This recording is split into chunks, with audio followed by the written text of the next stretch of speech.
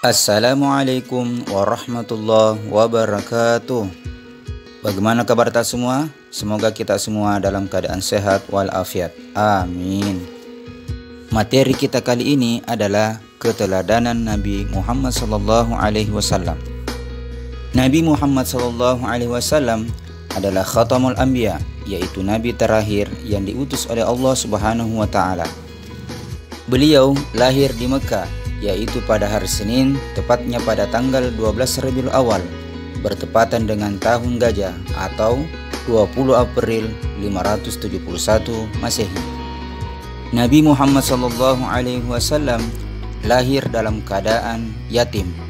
Ayahnya bernama Abdullah, meninggal ketika Nabi Muhammad SAW masih dalam kandungan ibunya. Ibunya bernama Siti Aminah. Ketika Nabi berumur 6 tahun, ibunya wafat, sehingga beliau menjadi anak yatim piatu. Kemudian Nabi kita Muhammad SAW diasuh lagi oleh kakeknya yang bernama Abdul Muttalib selama 2 tahun.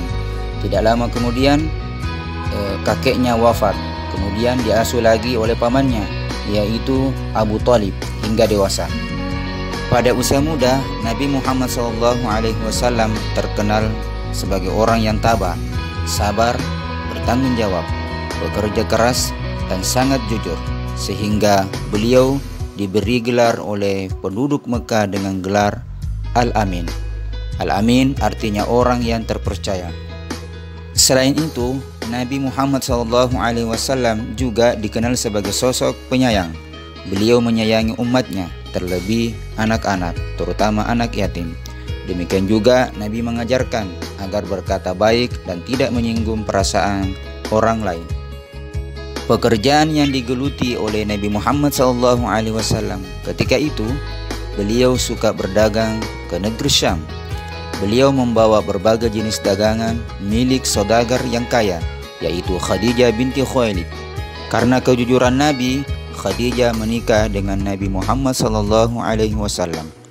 Pada usia 40 tahun, Nabi diangkat menjadi Rasul.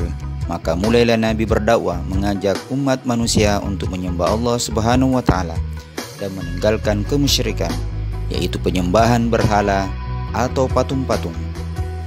Alhamdulillah, dari materi ini yang bisa kita petik atau yang bisa kita teladani dari keteladanan Nabi Muhammad SAW, yang pertama adalah beliau itu tabah, sabar, dan bekerja keras. Yang kedua, sejak kecil Nabi tidak pernah menyembah berhala.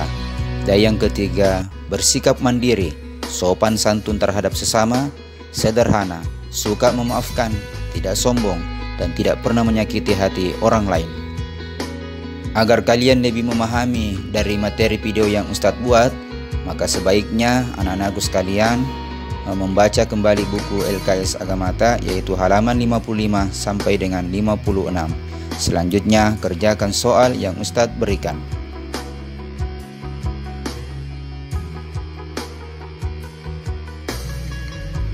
Sekian dari Ustadz, tetap semangat di rumah, dan selalu Ustadz ingatkan kepada kalian semua, jangan sama sekali tinggalkan sholat 5 waktu ta.